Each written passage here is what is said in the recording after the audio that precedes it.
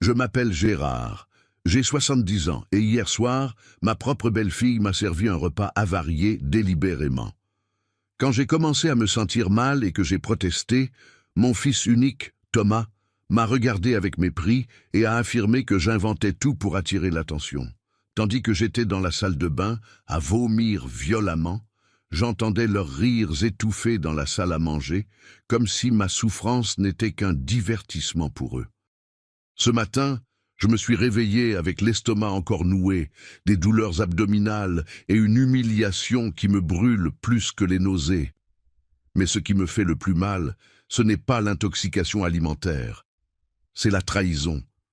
C'est de savoir que mon propre fils, que j'ai élevé seul après le décès de sa mère, à qui j'ai tout donné, me considère désormais comme un fardeau encombrant, comme si ma seule fonction était de financer leur vie confortable et de me taire.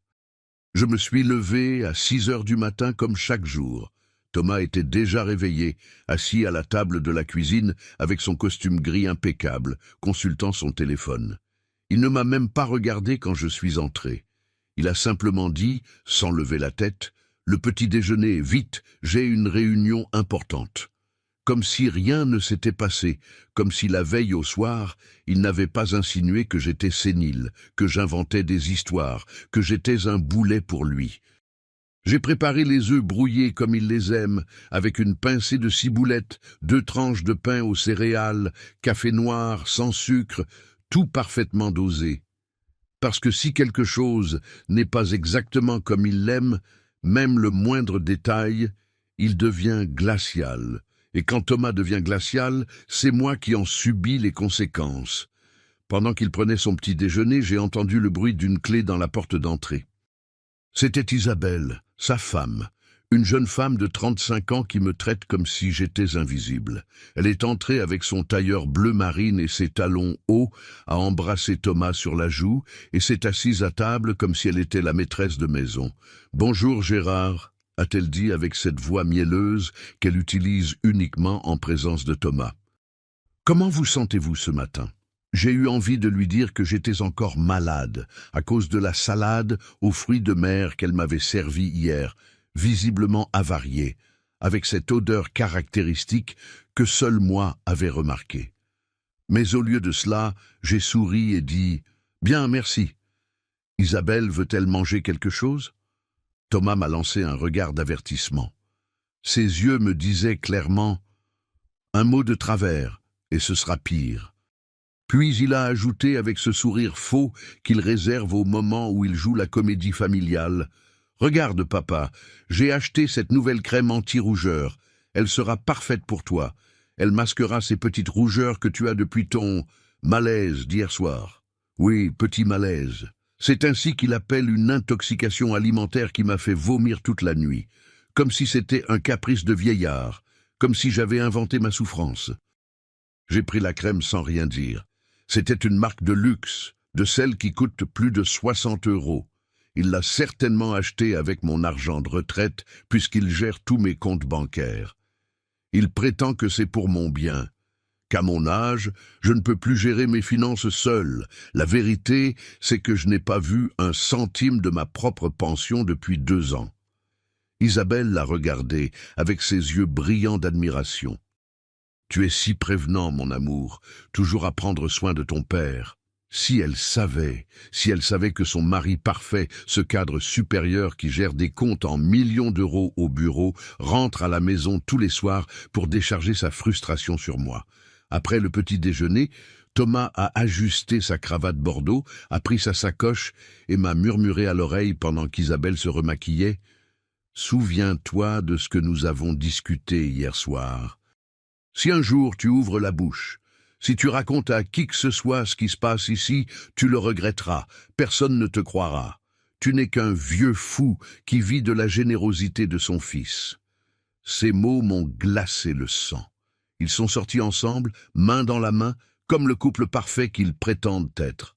Je les ai vus par la fenêtre monter dans la nouvelle voiture de Thomas, une berline allemande qui a coûté plus de 70 000 €. Mon argent, tout acheté avec mon argent. Quand la maison est redevenue silencieuse, je me suis assis dans la cuisine et j'ai commencé à pleurer. pas des larmes de tristesse, mais de rage, d'impuissance, parce que je sais que je dois faire quelque chose, mais je ne sais pas quoi. Je sais que je ne peux pas continuer à vivre ainsi, mais je ne sais pas non plus comment sortir de ce cauchemar. Je suis resté assis dans cette cuisine silencieuse pendant des heures, à regarder la lumière du soleil se déplacer lentement sur le carrelage.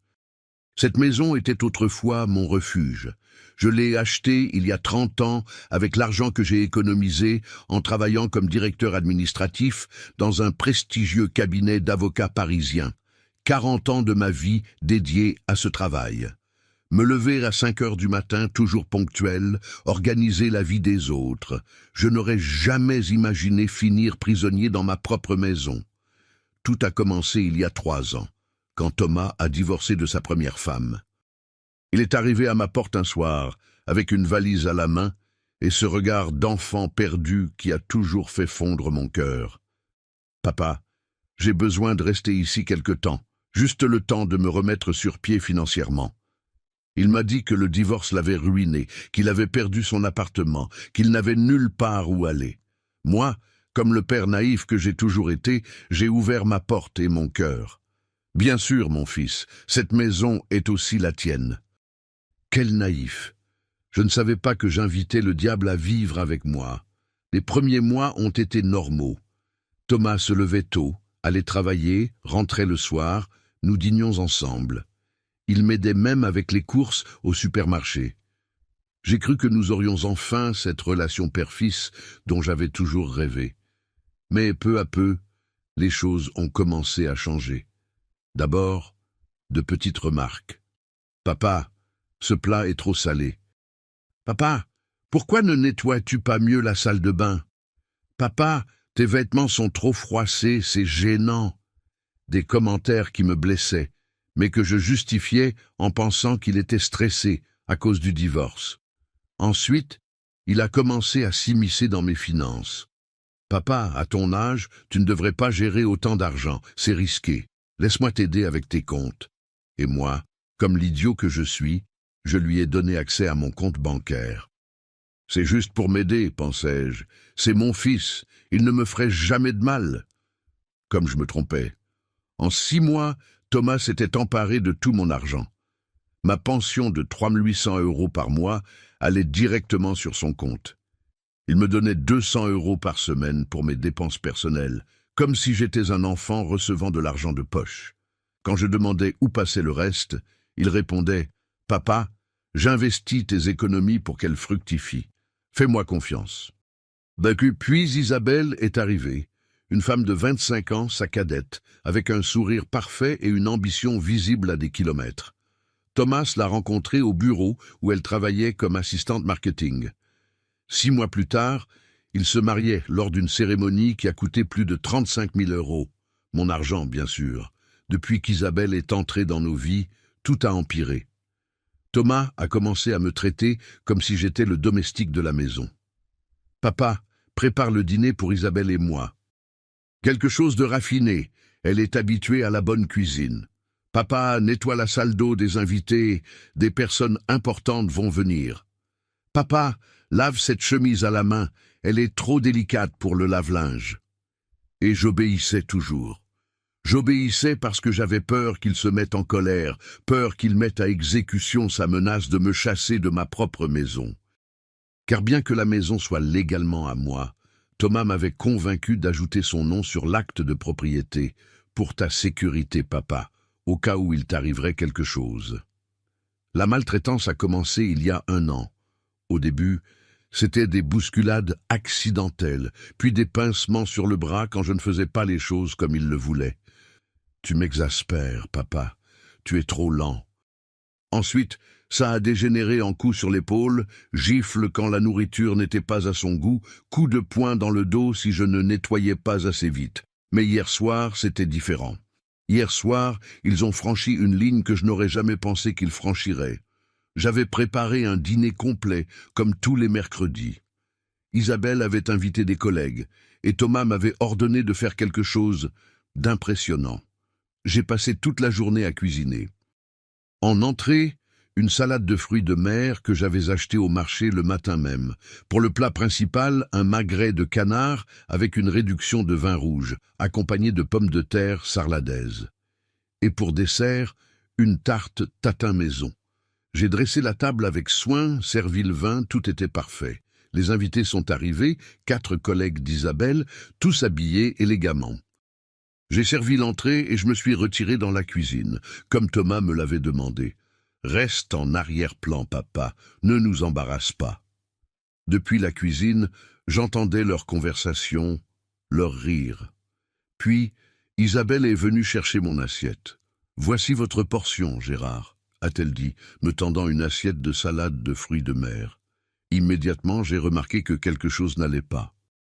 L'odeur était légèrement différente de celle que je sentais dans la salle à manger, plus âcre, plus forte. J'ai pris une bouchée et j'ai su instantanément. La nourriture était avariée.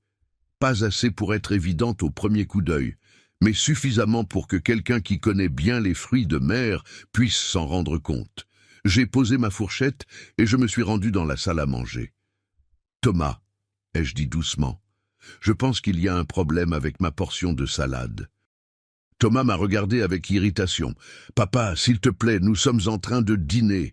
Je suis désolé, mais je pense que les fruits de mer de mon assiette sont avariés. » Un silence s'est installé dans la pièce. Les invités me regardaient avec embarras. Thomas a ri, un rire forcé. « Ne faites pas attention à mon père. Il devient imaginatif avec l'âge.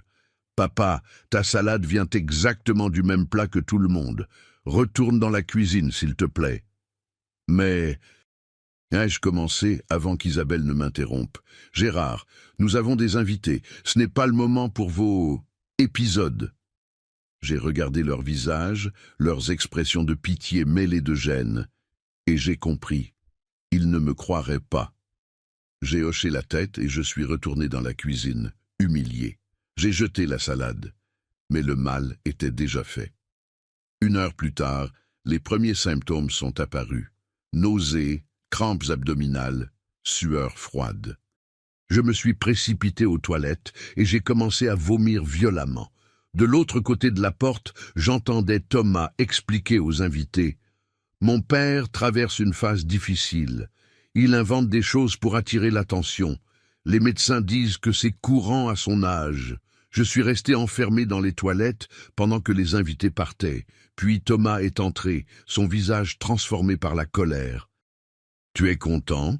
Tu as réussi à nous ridiculiser devant des personnes importantes? Thomas, je te jure que la nourriture était avariée. Regarde-moi, je suis malade. » Il a ri, un rire cruel que je ne lui connaissais pas. « Tu es malade parce que tu veux être malade. C'est dans ta tête, papa. Tu ne supportes pas de ne plus être au centre de l'attention. » Isabelle est apparue derrière lui, son sourire disparu. « Vous devriez avoir honte, Gérard. Créer une scène pareille juste pour gâcher ma soirée. » Je les ai regardés, incrédules. « Vous m'avez délibérément donné de la nourriture avariée ?» Thomas a secoué la tête, comme déçu. « Voilà que tu nous accuses maintenant. Tu vois pourquoi nous nous inquiétons pour ta santé mentale. Ces délires de persécution ne sont pas normaux. » Ils m'ont laissé là, malade et humilié, et sont allés se coucher comme si de rien n'était. Comme si empoisonner son père était la chose la plus normale du monde. Je suis resté éveillé toute la nuit, à vomir et à pleurer. Chaque haut le cœur me rappelait non seulement la nourriture avariée, mais aussi la trahison profonde que je venais de vivre. Mon propre fils, ma chair et mon sang, avait laissé sa femme m'empoisonner délibérément, puis m'avait fait passer pour fou quand j'avais protesté. Pendant que je nettoyais la salle de bain au petit matin, j'ai commencé à me remémorer comment nous en étions arrivés là. Thomas n'a pas toujours été ainsi. Enfant, il était doux, affectueux. Sa mère est décédée d'un cancer quand il avait 10 ans, et depuis, c'était juste lui et moi contre le monde. J'ai travaillé double pour lui donner tout ce dont il avait besoin. Je l'ai inscrit dans les meilleures écoles privées que je pouvais me permettre. J'ai payé des vêtements de marque, des cours de piano, d'anglais, tout ce qu'il demandait. Peut-être est-ce là mon erreur. Peut-être l'ai-je tellement gâté qu'il n'a jamais appris la valeur du respect, de l'effort, de l'amour véritable. J'ai toujours tout donné sans rien demander en retour. Et maintenant, 35 ans plus tard, c'est moi qui subis les conséquences de mes décisions. À l'aube, j'ai entendu ses pas descendre l'escalier. Mon cœur s'est mis à battre plus vite, comme toujours quand il est proche. C'est incroyable comme on peut vivre en état d'alerte constant dans sa propre maison. Il est entré dans la cuisine, déjà habillé de son costume noir, consultant son téléphone comme chaque matin. Cette fois, il n'a même pas demandé de petit déjeuner. Il s'est simplement assis et a attendu que je le serve. J'ai préparé les œufs brouillés, le café noir, les 2 tranches de pain. Tout dans un silence absolu, il mangeait en répondant à des emails comme si j'étais invisible. À 7h30, Isabelle est arrivée. Cette fois, elle portait une robe rouge moulante et des escarpins noirs qui résonnaient sur le sol comme des marteaux. Elle était rayonnante comme toujours. Je me demande si elle a déjà remarqué les marques sur mes bras, la façon dont je sursaute chaque fois que Thomas élève la voix. « Bonjour Gérard », m'a-t-elle dit avec ce sourire en plastique. « Comment vous sentez-vous aujourd'hui ?»« Bien, merci. Madame veut-elle un café ?» Ai-je menti comme toujours. « Juste un café, s'il vous plaît. » Un café léger avec un édulcorant artificiel. Pendant que je servais le café, j'ai remarqué qu'elle m'observait du coin de l'œil. Ses yeux se sont attardés sur mon teint pâle, sur mes mains tremblantes. Pendant un instant, j'ai cru qu'elle allait dire quelque chose, qu'elle allait demander si j'allais vraiment bien, mais au lieu de cela, elle a simplement détourné le regard et continué à consulter son téléphone. Thomas a terminé son petit déjeuner et m'a fixé du regard. « Souviens-toi de ce que je t'ai dit hier soir, papa. Isabelle organise un dîner ce soir pour ses collègues. Je veux que tu prépares quelque chose de spécial. Un bœuf bourguignon, une salade composée, un dessert et achète un vin rouge. Pas cette piquette bon marché que tu prends d'habitude. » Il m'a donné 2 billets de 50 €, comme si c'était une grande générosité pour préparer un dîner pour 6 personnes, avec ce qu'il dépense pour une seule cravate. « Et autre chose, » a-t-il ajouté en s'approchant pour murmurer à mon oreille pendant qu'Isabelle ne regardait pas. « Utilise cette crème que j'ai achetée. Couvre bien ton teint maladif. Si l'un de ses amis pose une question sur ton apparence, tu vas le regretter. Tu comprends ?» J'ai hoché la tête, sentant mes mains trembler légèrement.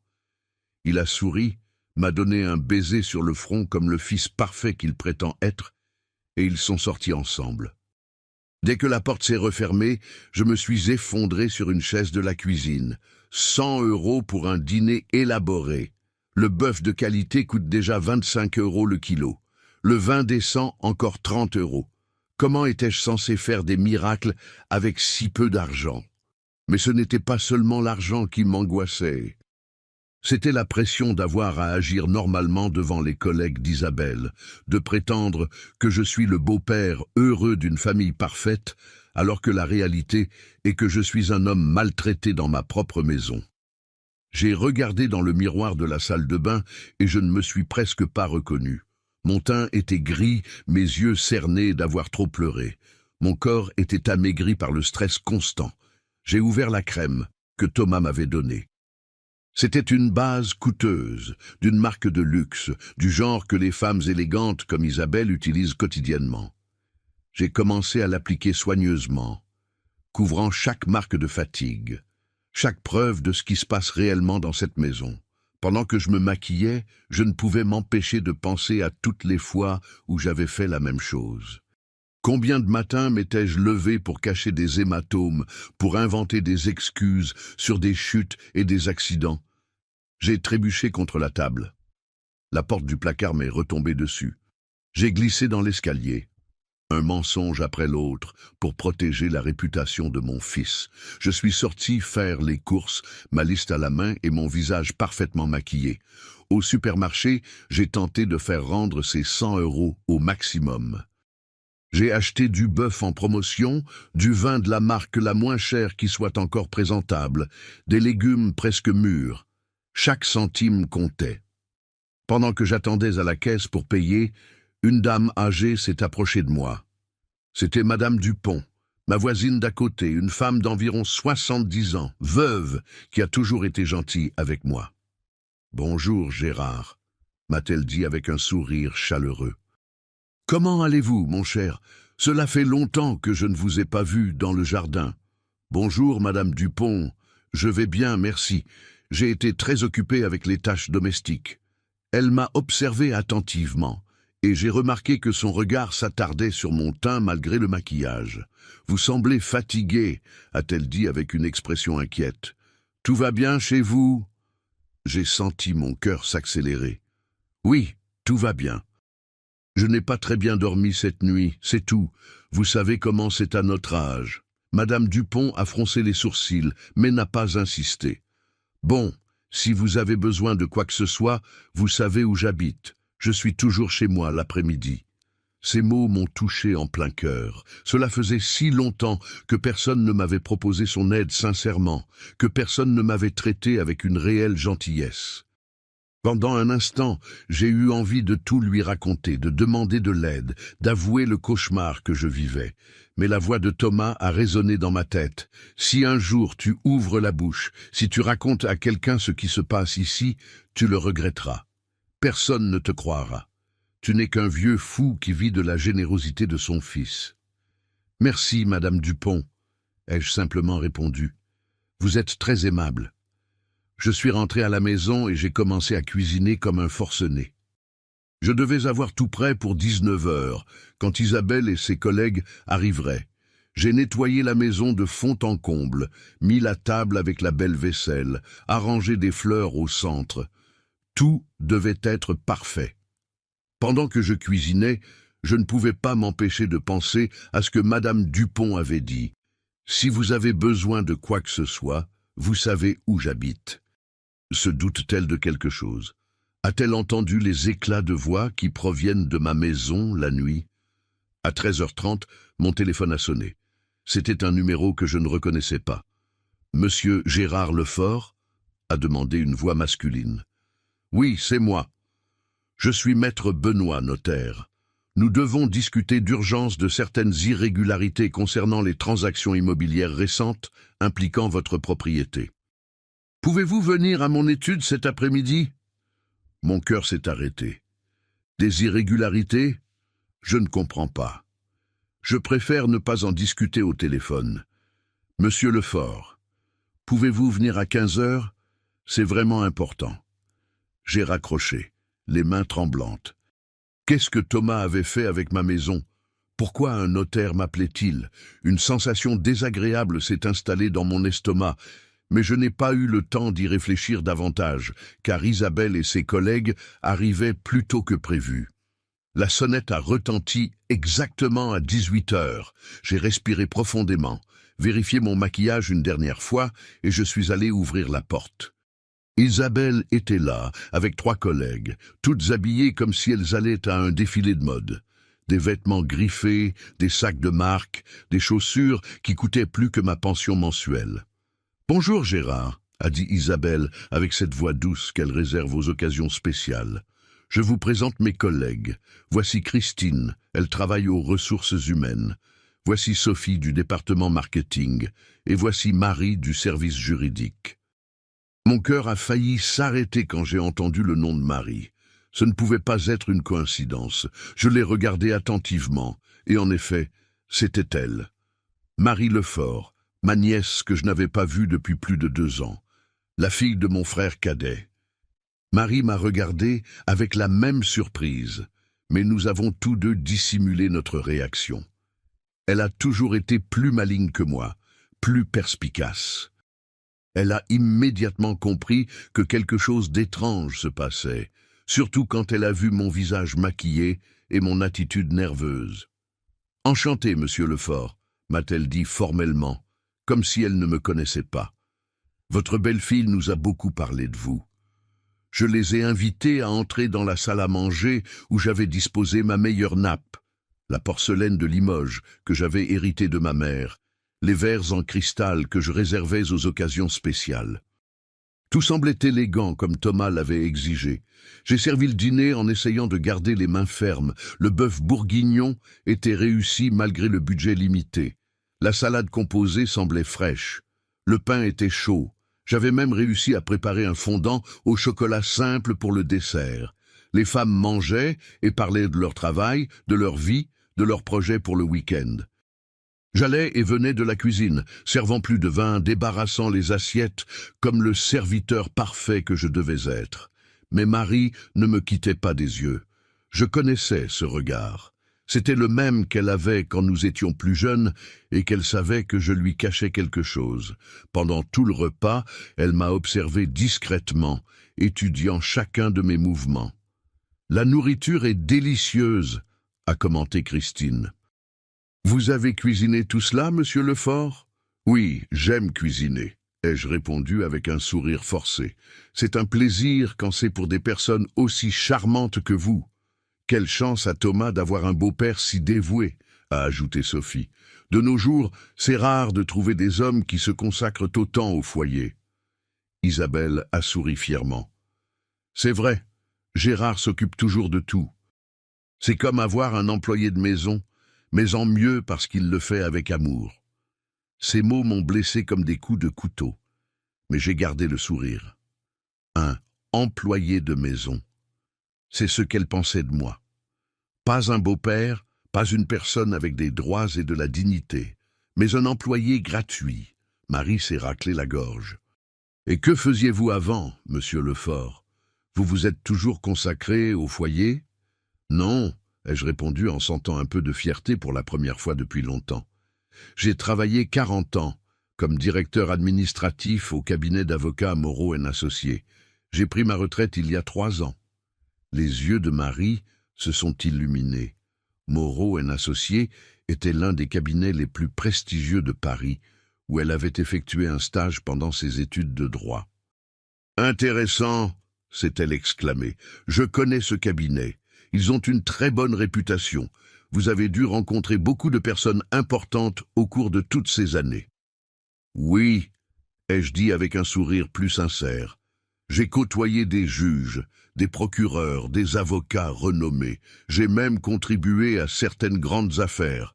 Monsieur Moreau disait toujours que j'étais indispensable. » Isabelle semblait mal à l'aise face à l'orientation de la conversation. Elle n'appréciait pas que je sois au centre de l'attention, qu'on évoque mes accomplissements professionnels. Elle a rapidement changé de sujet. « Bien, mais maintenant Gérard est à la retraite et profite de son repos bien mérité, » a-t-elle dit avec ce sourire faux. « Thomas s'occupe de tout, de ses finances, de ses besoins. C'est un fils très responsable. » Marie m'a regardé fixement quand Isabelle a dit cela. Je connais ma nièce, et je sais que ces mots sonnaient étranges pour elle. Un homme qui a travaillé 40 ans dans un cabinet important n'a pas besoin que son fils gère ses finances. Le dîner s'est poursuivi avec des conversations triviales, mais j'ai senti la tension monter. Marie continuait de m'observer et je savais qu'elle avait remarqué quelque chose d'anormal. Quand je suis allé à la cuisine pour chercher le dessert, elle m'a suivi. « Vous avez besoin d'aide ?» m'a-t-elle demandé, mais en réalité, elle cherchait un moment pour me parler en tête-à-tête. « Non, merci. Tout est sous contrôle, » ai-je répondu en évitant son regard. « Gérard !» m'a-t-elle dit à voix basse en utilisant mon prénom pour la première fois de la soirée. « Tu vas bien ? Tu me sembles différent. » Pendant un instant, toutes mes défenses sont tombées. J'ai eu envie de l'embrasser, de tout lui raconter, de lui demander de m'aider. Mais à ce moment-là, j'ai entendu les clés de Thomas dans la porte d'entrée. Il était rentré du travail plus tôt que d'habitude. « Tout va bien, Marie ?» ai-je dit rapidement. « Je suis juste un peu fatigué. » Thomas est entré dans la salle à manger avec ce sourire parfait qu'il arbore quand il y a des invités. Il a salué les femmes avec élégance, a embrassé Isabelle sur la joue et m'a regardé avec approbation. Le dîner s'était bien déroulé, exactement comme il l'avait ordonné. « Comment vont les plus belles dames du bureau ?» a-t-il dit avec ce charisme artificiel qu'il utilise en public. « J'espère que mon père vous a bien reçu. »« Excellemment, » a répondu Christine. « Votre père est charmant. » Thomas a posé la main sur mon épaule et je me suis recroquevillé instinctivement. Il a senti ma réaction et a serré un peu plus fort, comme un avertissement silencieux. « C'est le meilleur père du monde, » a-t-il dit, mais ses doigts s'enfonçaient dans mon épaule à travers la chemise. toujours à prendre soin de tout le monde, toujours à se sacrifier pour la famille. Les femmes ont commencé à partir après le dessert. Marie a été la dernière à sortir, et avant de partir, elle a pris ma main. « Ce fut un plaisir de vous rencontrer, monsieur Lefort », a-t-elle dit à voix haute pour que Thomas l'entende. Mais ensuite, elle a murmuré à mon oreille « On se voit bientôt ». Quand tous furent partis, Thomas a fermé la porte avec force. « Vieille fouineuse », a-t-il marmonné. Mais ce n'est pas fini. Demain, nous irons ensemble chez le notaire et tu signeras tous les papiers que je te dirai. Tu vas retirer la plainte que tu as certainement déjà déposée et dire que tout était un malentendu. Non, ai-je dit simplement. Comment ça, non? Je ne signerai rien. Je ne retirerai aucune plainte et je ne serai plus complice de tes manipulations. Thomas m'a regardé avec une rage que je n'avais jamais vue auparavant. C'était comme s'il avait enfin retiré tous les masques et me montrait sa véritable nature. « Très bien », m'a-t-il dit avec un calme qui m'a davantage effrayé que ses cris. « Si c'est comme ça que tu veux jouer, on va jouer. Mais je te préviens d'une chose. Quand j'en aurai fini avec toi, tu regretteras d'être né. » Cette nuit-là, je n'ai pas dormi du tout. Thomas s'est enfermé dans sa chambre, mais je l'entendais parler au téléphone pendant des heures. Je ne savais pas ce qu'il préparait, mais je savais que je devais me préparer au pire. À 3 heures du matin, j'ai entendu un bruit étrange dans le jardin. J'ai regardé par la fenêtre et j'ai vu une silhouette se déplacer entre les buissons. C'était Madame Dupont, et elle semblait installer quelque chose près de ma fenêtre. Le lendemain, j'ai compris ce qu'elle avait fait. Elle avait placé une petite caméra de surveillance pointée vers ma maison, dissimulée parmi les plantes. Ma voisine savait que quelque chose de grave se passait et elle documentait tout. Le jour suivant s'est levé, gris et pluvieux, comme si le temps reflétait la tempête qui approchait dans ma vie. Thomas s'est levé plus tôt que d'habitude, à 5 heures du matin. Je l'ai entendu se déplacer dans la maison, parler au téléphone à voix basse, préparer quelque chose qui me mettait les nerfs à vif. Quand je suis descendu à la cuisine, il était déjà habillé de son meilleur costume, le bleu marine qu'il portait pour les réunions les plus importantes. Ses cheveux étaient parfaitement coiffés, la cravate impeccable. Il ressemblait à l'exécutif à succès que tout le monde croyait qu'il était, pas au monstre qui vivait sous mon toit. « Bonjour, papa », m'a-t-il dit d'une voix étrangement douce, presque chantante. « Tu as bien dormi, j'espère ?» Cette douceur m'a donné la chair de poule. Je connaissais mon fils assez bien pour savoir que quand il agissait avec gentillesse, c'était parce qu'il préparait quelque chose de terrible. « Oui », ai-je menti en servant son café comme chaque jour. « Tant mieux », a-t-il dit en souriant d'une manière qui n'atteignait pas ses yeux. « Parce qu'aujourd'hui va être une journée très spéciale. J'ai réfléchi toute la nuit à notre conversation d'hier. » Il s'est assis à table et a commencé à prendre son petit déjeuner tranquillement, comme si nous étions une famille normale. Mais il y avait quelque chose dans son attitude qui me maintenait en alerte. « J'ai décidé que tu as raison », a-t-il poursuivi. « Peut-être que j'ai été trop dur avec toi. Après tout, tu es mon père et tu mérites le respect. » Ces mots m'ont complètement déstabilisé. Thomas, admettant qu'il avait tort, demandant pardon. C'était si contraire à son caractère que j'ai immédiatement su que c'était un piège. Puis il a continué à parler en beurrant son pain. « Aujourd'hui, nous irons ensemble chez le notaire. Nous allons régler ce malentendu avec la maison. Tu vas expliquer que tu as autorisé tous les transferts, que tu savais exactement ce qui se passait avec ta propriété. Voilà la vraie raison de sa fausse gentillesse. Je ne ferai pas ça, Thomas, ai-je dit en essayant de garder une voix ferme. Son sourire s'est lentement effacé. Bien sûr que si, papa, parce que si tu ne le fais pas, des choses très désagréables vont arriver. Tu me menaces? Non, papa, a-t-il dit en finissant son café. Je t'explique la réalité. Regarde autour de toi. Cette maison, cette table où tu prends ton café, le lit où tu dors, la nourriture que tu manges. Tout cela est possible parce que je le permets. Et si je ne me laisse plus faire? Il a laissé la phrase en suspens, Mais le message était clair. Il allait me mettre à la rue si je n'obéissais pas. En plus, a-t-il ajouté en prenant son téléphone, j'ai pensé à contacter des médecins que je connais, des médecins spécialisés dans les personnes âgées souffrant de troubles mentaux, de démence sénile. Tu sais, c'est très triste quand les parents commencent à inventer des histoires, à accuser leur propre fils de choses terribles. J'ai senti le sang se glacer dans mes veines. Il ne me menaçait pas seulement de me chasser de la maison, mais de me faire déclarer mentalement incapable, pour que personne ne croie mon témoignage.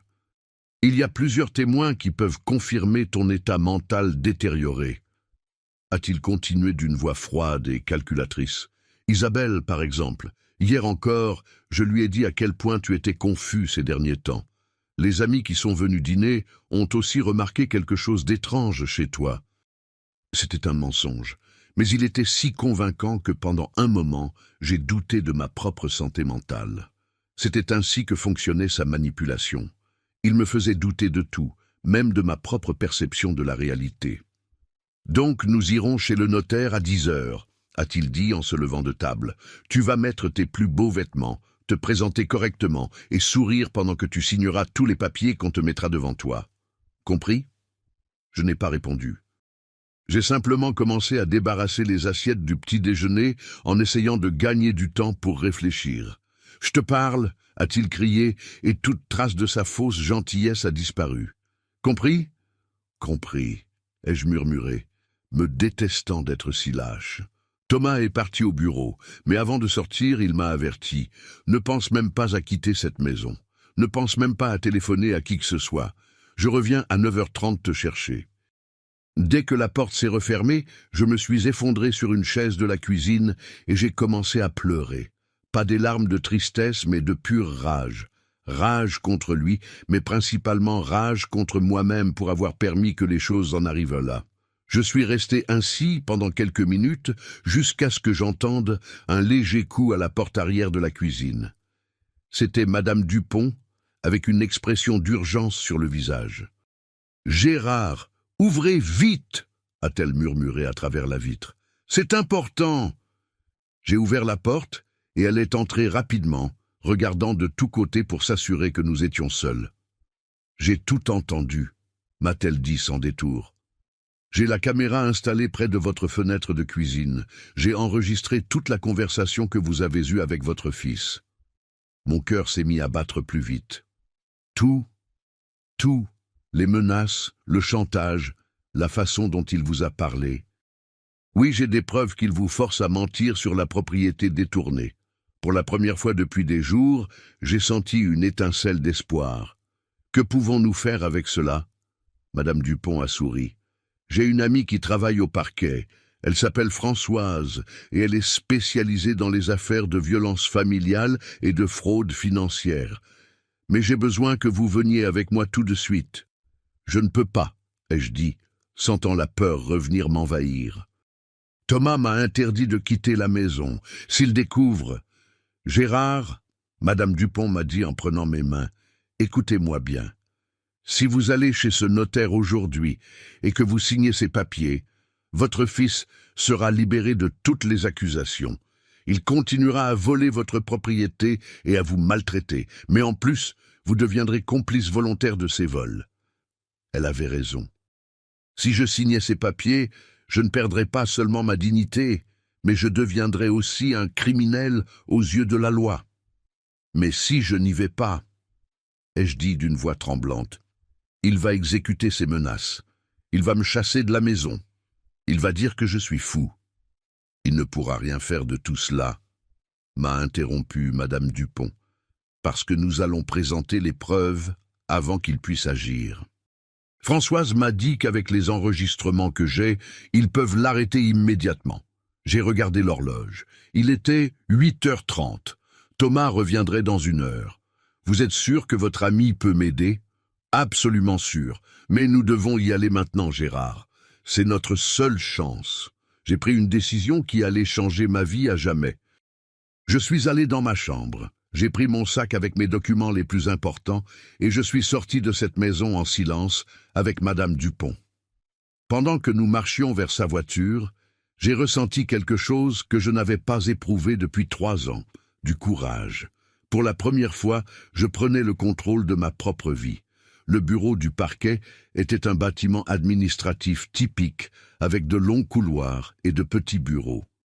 Françoise était une femme d'environ 50 ans, avec un regard intelligent et une façon de parler qui inspirait confiance. « Monsieur Lefort », m'a-t-elle dit après avoir visionné les enregistrements que Madame Dupont avait apportés. « Ce que votre fils fait constitue de multiples délits, violence psychologique, fraude financière, chantage et tentative d'obstruction à la justice. » « Qu'est-ce que cela signifie ?»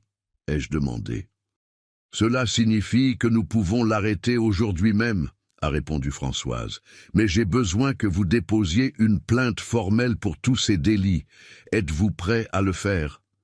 J'ai regardé l'horloge. Il était 9h15. Dans 15 minutes, Thomas arriverait à la maison pour m'emmener chez le notaire. Quand il découvrirait que je n'y étais pas, sa rage serait incontrôlable. « Oui, » ai-je dit, sentant ma voix devenir plus ferme. « Je suis prêt à porter plainte. » Françoise a souri. « Parfait. Pendant que vous remplissez les formulaires, je vais coordonner avec la police pour qu'ils aillent arrêter votre fils. Savez-vous où il se trouve en ce moment ? » « Il doit être en train d'arriver à la maison, » ai-je dit. « Il a dit qu'il viendrait me chercher à 9h30. » « Parfait, » a dit Françoise en prenant le téléphone. « C'est plus facile de l'arrêter dans un lieu connu. » Pendant que je remplissais les formulaires de plainte, Françoise coordonnait avec la police. Madame Dupont est restée avec moi tout le temps, me tenant la main, me donnant de la force. « Vous êtes sûr de cela, Gérard ?» m'a-t-elle demandé. « Une fois ces papiers signés, il n'y a plus de retour en arrière ?» Je n'ai jamais été plus sûr de quelque chose de ma vie, ai-je répondu. À 10h30, le téléphone de Françoise a sonné. C'était la police, confirmant qu'ils avaient arrêté Thomas à ma maison.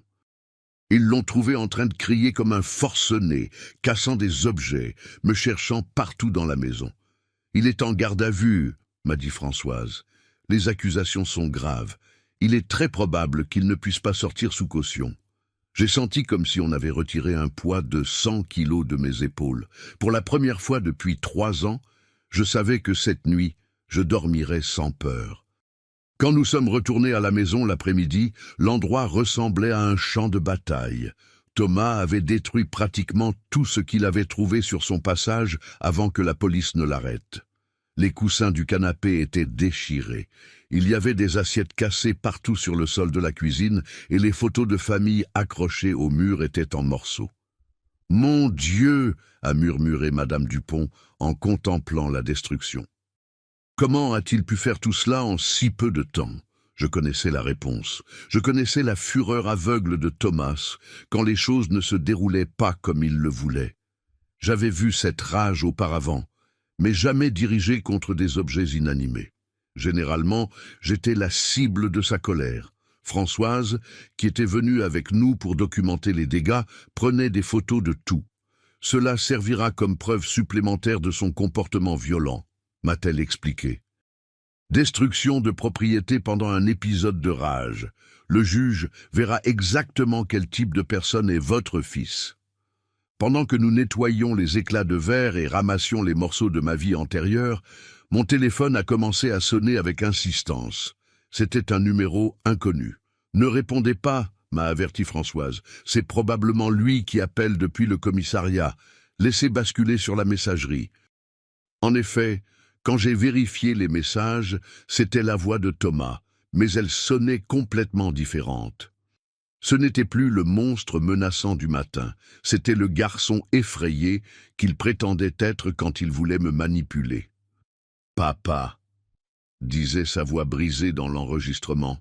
« Papa, s'il te plaît, viens me sortir d'ici. C'était tout un malentendu. Je n'ai jamais voulu te faire de mal. Tu sais que je t'aime, que tu es la chose la plus importante dans ma vie. S'il te plaît, papa, ne me laisse pas pourrir dans cette prison.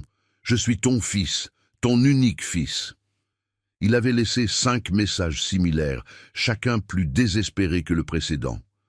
Dans le dernier, il pleurait même. « C'est une partie de sa stratégie de manipulation », m'a expliqué Françoise. D'abord, la violence et les menaces, maintenant le victimisme et la culpabilité. C'est un schéma typique chez les agresseurs. Bien que je comprenne rationnellement ce qui se passait, entendre mon fils pleurer me brisait le cœur. Pendant 35 ans, il avait été mon bébé, ma raison de vivre. C'était difficile de séparer le monstre qu'il était devenu du garçon qu'il avait été autrefois. « Vous allez bien ?» a demandé Madame Dupont, remarquant mon expression. « C'est compliqué, ai-je admis. Je sais que j'ai fait ce qu'il fallait, mais c'est encore mon fils. » Cette nuit-là, Madame Dupont a insisté pour que je reste chez elle. « Votre maison n'est pas sûre maintenant, » m'a-t-elle dit. « Thomas a des amis, des contacts, peut-être Isabelle. Quelqu'un pourrait venir chercher vengeance. » Elle avait raison. Dans les messages vocaux, Thomas avait mentionné qu'Isabelle gérait la situation de l'extérieur. Je ne savais pas exactement ce que cela signifiait, mais j'avais peur de le découvrir. La maison de Madame Dupont était petite, mais accueillante. Elle avait une chambre d'amis avec un lit simple et un petit bureau. C'était la chambre de ma fille avant qu'elle ne se marie, m'a-t-elle expliqué. Maintenant, c'est la vôtre pour aussi longtemps que vous en aurez besoin. Pour la première fois depuis 3 ans, je me suis couché sans peur. Je n'avais pas à m'inquiéter des pas de Thomas dans le couloir, ni de ses accès de colère nocturne, ni de me réveiller sous les coups. C'était une sensation étrange, presque inquiétante. La paix peut aussi effrayer quand on n'y est pas habitué.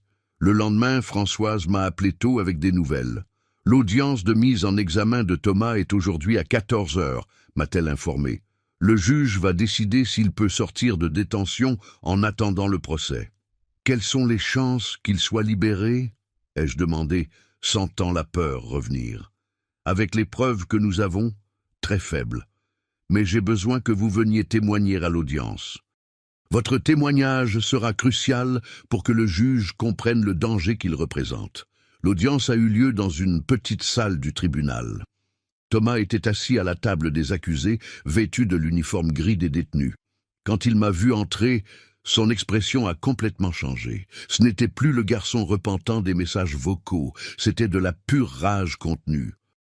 Isabelle était assise sur les chaises du public, élégamment habillée comme toujours, mais elle semblait abattue, comme si elle n'avait pas dormi depuis des jours.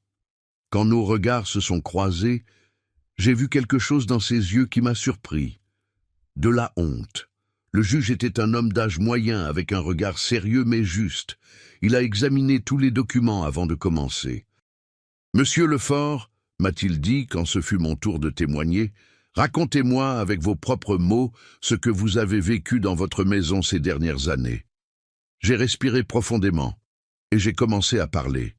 J'ai raconté les coups, le contrôle de mon argent, les menaces, l'humiliation constante, l'épisode de la nourriture avariée. Ma voix affaiblit à certains moments, mais j'ai continué.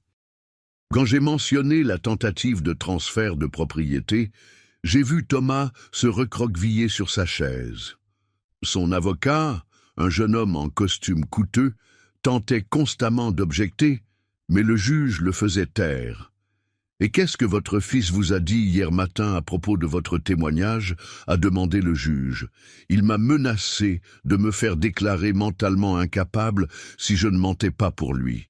Il m'a dit qu'il me mettrait à la rue, que je resterais sans rien. » Le juge a visionné les enregistrements que Madame Dupont avait faits. Il les a écoutés entièrement avec des écouteurs pendant que toute la salle attendait en silence. « Monsieur Thomas Lefort, » a dit le juge quand il a terminé. Les preuves présentées montrent un schéma clair de violence domestique, fraude financière et intimidation de témoins. Considérant la gravité des accusations et le risque que vous représentez pour la victime, la demande de libération est refusée.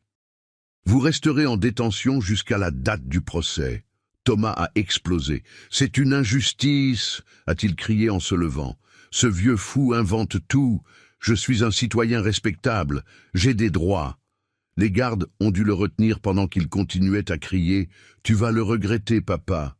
Quand je sortirai d'ici, je te ferai payer pour chaque jour que je passerai dans cette prison. » Ces menaces ont résonné dans toute la salle, confirmant exactement ce que j'avais témoigné sur son caractère violent. Après l'audience, Isabelle s'est approchée de moi dans les couloirs du tribunal. « Monsieur Lefort, m'a-t-elle dit d'une voix tremblante, j'ai besoin de vous parler. Françoise et Madame Dupont se sont crispées, mais j'ai fait signe que c'était bon. Que veux-tu, Isabelle ? Ai-je demandé. Je veux demander pardon, a-t-elle dit. Et pour la première fois depuis que je la connaissais, sa voix sonnait sincère. Je savais que quelque chose n'allait pas dans cette maison. J'entendais les cris. Je voyais vos marques. Je remarquais comment vous vous recroquevilliez chaque fois qu'il élevait la voix. Et pourquoi n'as-tu jamais rien dit ? Parce que j'avais peur, a-t-elle admis. Thomas m'avait aussi menacé. Il m'a dit que si je le trahissais, il détruirait ma carrière, ma réputation. Et j'ai été lâche. Je vous ai laissé souffrir seul parce que j'avais peur de perdre ma vie confortable. Ses yeux se sont remplis de larmes. Quand il a été arrêté hier, j'ai trouvé des documents dans son bureau à la maison. Il n'avait pas volé seulement votre propriété. Il détournait aussi de l'argent de mon compte personnel. Nous sommes mariés depuis 2 ans et je n'ai jamais réalisé qu'il était un escroc. Qu'est-ce que tu vas faire maintenant ? Ai-je demandé. Je vais divorcer de lui immédiatement, a-t-elle dit avec détermination, et je vais témoigner contre lui au procès. J'ai déjà parlé à une avocate. Je veux collaborer avec le parquet pour qu'il paie pour tout ce qu'il nous a fait. Quand nous sommes sortis du tribunal, j'ai ressenti quelque chose que je n'avais pas éprouvé depuis des années. Un espoir réel. Je n'avais pas seulement réussi à échapper à mon fils, mais maintenant j'avais des alliés dans ma lutte pour la justice. Cet après-midi-là, alors que nous retournions chez Madame Dupont, Françoise m'a donné d'autres bonnes nouvelles. L'entreprise où travaillait Thomas veut un accord, m'a-t-elle informé. Ils sont prêts à ne pas porter d'accusations supplémentaires contre vous si vous collaborez pour reconstituer l'historique des détournements. De plus, comme reconnaissance du fait que vous avez été victime de fraude, ils vont verser une compensation de 20 000 €. Il y en a beaucoup d'autres sur ma chaîne. N'oubliez pas de vous abonner. À la prochaine histoire de vie, avec affection et respect.